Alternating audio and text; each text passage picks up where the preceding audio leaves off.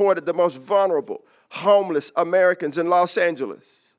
Instead, allegedly supported the purchase of a $125,000 Range Rover, private jet travel, and a vacation home in Greece that cost almost $500,000.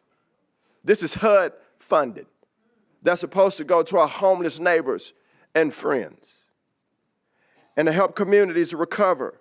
But it was wasted and, even worse, paid off crooked officials. No longer will that be tolerated. Are you with me? From Los Angeles to the Virgin Islands, we're sending a clear message.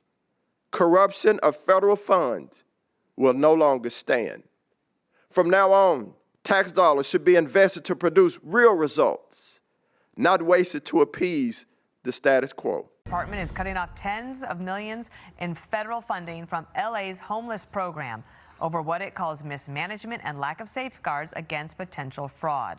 David Spunt live at the Justice Department. Hi, David.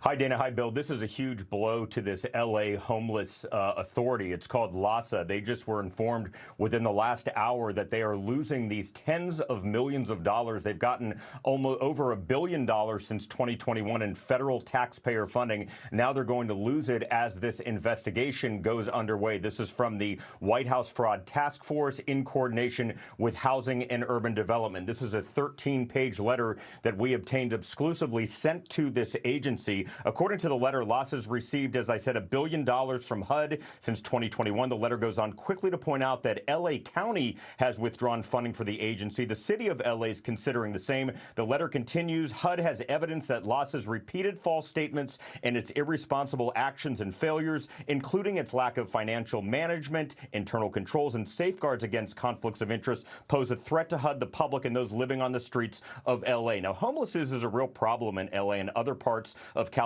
It became a central focus of Republican mayoral candidate Spencer Pratt's campaign, though he ultimately was defeated at the polls. According to the numbers, $953 million was allocated in fiscal year 25-26 by the agency. Approximately 44,000 unhoused homeless people, approximately $22,000 per homeless person spent.